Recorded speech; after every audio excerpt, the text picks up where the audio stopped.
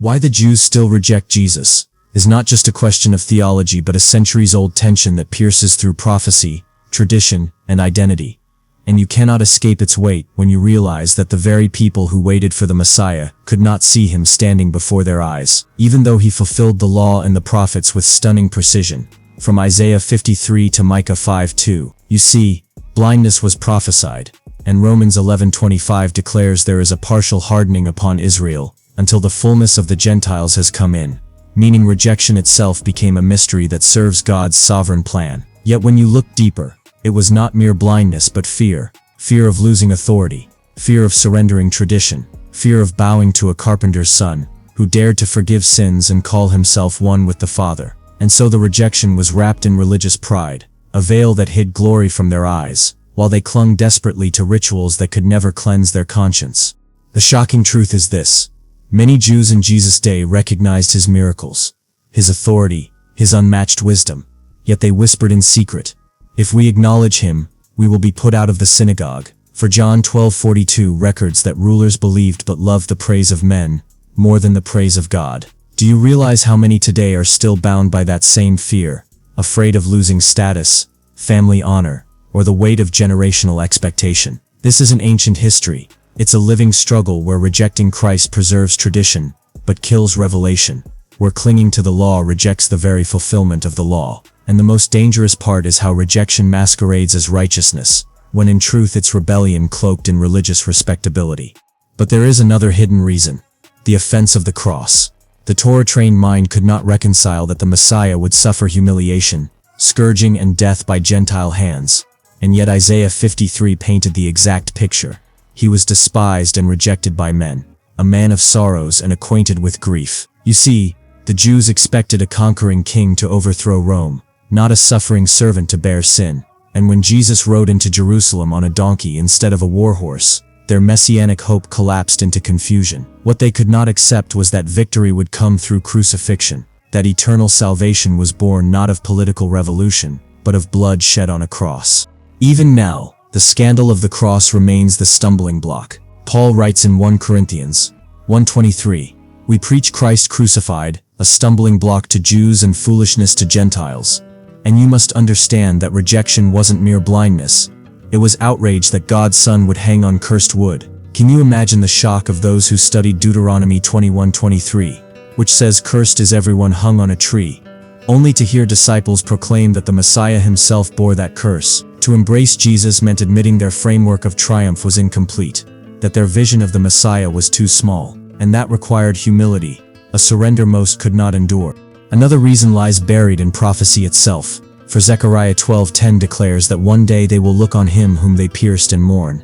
But until that moment, many hearts remain veiled. Romans 11 reveals that rejection became a divine setup, so that salvation could flow to the Gentiles, and in turn provoke Israel to jealousy, when they see the nations burning with love for the God of Abraham through Christ. This rejection, then, is not final, but part of a greater orchestration that makes your faith a prophetic signpost to those who still wait. Can you feel the weight of that? That your worship, your obedience, your intimacy with Jesus is meant to stir Israel to awaken from spiritual slumber. Yet you must also confront the spiritual warfare underneath.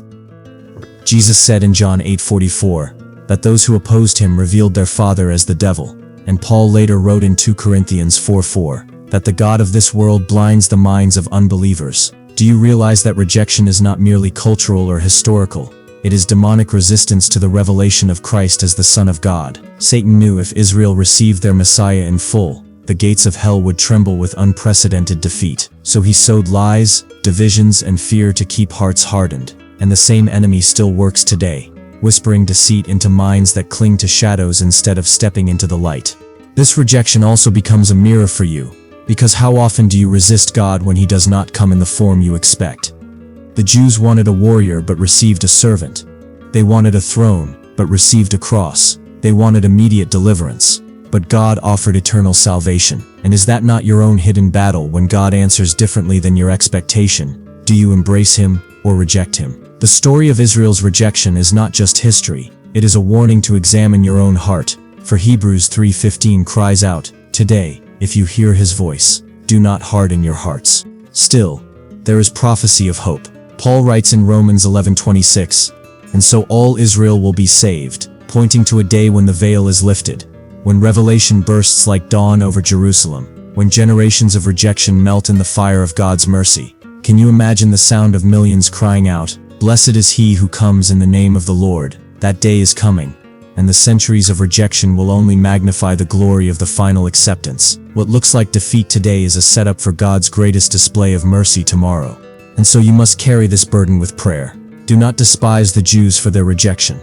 For Romans 11:18 warns you not to boast over the natural branches, but instead cry out that the veil be torn, that eyes be opened, that hearts be pierced with truth. Their rejection opened the door for your salvation, but your faith must now become a sign that awakens theirs. The mystery is profound. Their fall became your entrance, and your obedience becomes their provocation to return. And in that divine exchange, God's wisdom is displayed in a way no human could have conceived.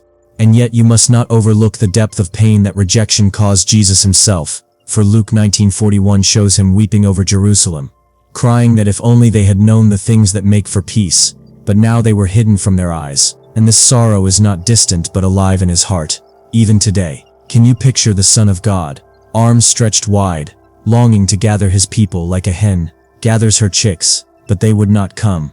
They chose law without life, temple without spirit, ritual without revelation. That rejection wounded him deeply, but his love did not waver, for even as he hung on the cross he cried, "Father, forgive them, for they know not what they do." And that mercy still flows like a river, waiting to crash into hardened hearts, even the hearts that for centuries have resisted him. Hidden beneath the surface of history is the shocking reality that rejection itself became the pathway for global redemption. Had the Jews embraced Jesus fully at his first coming, the Gentiles would not have been grafted into the promise, as Romans 11 explains.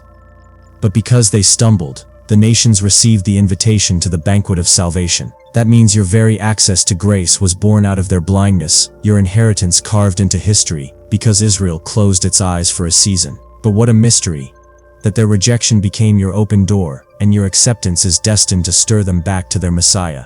A divine circle of mercy only God could design. Do you understand now why the enemy hates this revelation?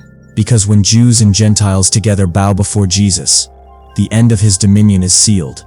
The prophetic clock races to its final hour, and the kingdoms of this world collapse before the kingdom of our God. This is why Satan has labored tirelessly to inflame division, anti-Semitism, hatred, and misunderstanding, all to prevent the unity of Jew and Gentile in Christ. And if you look at history, crusades, inquisitions, persecutions, you see how cleverly he has worked to turn Christians into enemies of the very people through whom salvation came. But God is not finished, and even these tragedies cannot cancel his promise, for his word is sharper than lies and his covenant stands forever. You must also face the hidden pride that lingers within rejection. John 5:39, Matthew reveals Jesus telling the Jews that they searched the scriptures diligently, but refused to come to him for life, clinging to knowledge but rejecting the very source of truth. This is not ignorance, it is willful pride, the arrogance of believing one can be righteous without surrendering to the righteousness of God. And this warning echoes into your own heart. How many times have you grasped at religion, at rules, at your own efforts, while resisting the humbling truth that salvation is grace alone? The rejection of Israel is not an isolated error, it is a mirror reflecting the hidden resistance within you. But let this truth shake you.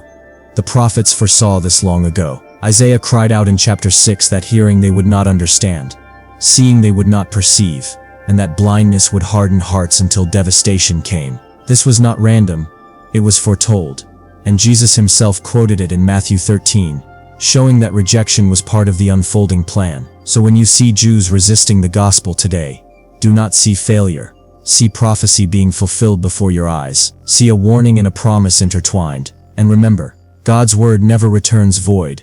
It always accomplishes what he sends it for. There is also the unspoken wound of identity.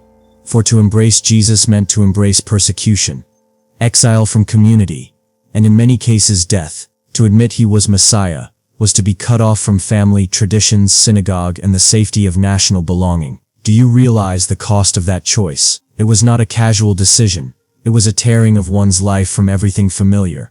And so many shrank back not because they did not see the truth, but because they could not bear the price. And this cost remains today, where Messianic Jews face ridicule from their own people for daring to confess Yeshua as Lord.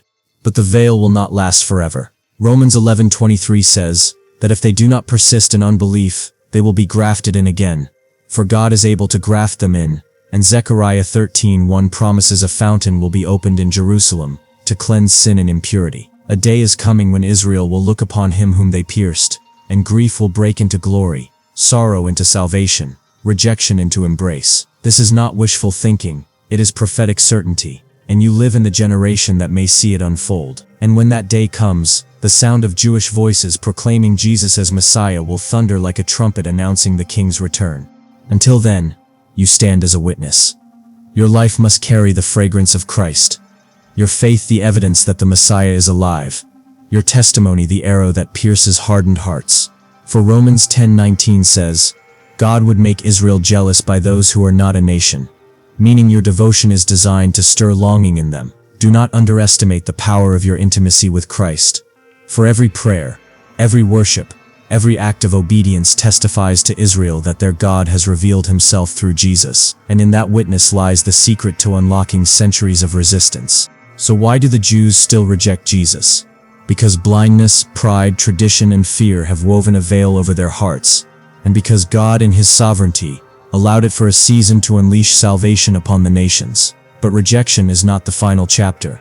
It is the storm before the dawn, the silence before the shout, the breaking before the breakthrough. You live in prophetic times where the Spirit is stirring hearts across the earth, and Israel's awakening is on the horizon, ready to erupt in glory that will shake heaven and earth. And when it comes, every tear of rejection will be swallowed in the triumph of the returning King. So here is the challenge. You cannot stand passive in this mystery. You must pray, you must intercede. You must weep as Christ wept over Jerusalem, and you must live as one whose life provokes hunger for the Messiah. Do not despise the Jews. Do not mock their blindness, but love them as Christ loved them, even in rejection, even in resistance. And let your faith burn so brightly that it ignites jealousy, that it reveals what they have longed for in secret, that it points them unmistakably to Jesus of Nazareth, the Lion of Judah, the Lamb who was slain. For in the end, every knee shall bow, and every tongue confess that he is Lord, and the rejection of centuries will collapse before the eternal throne.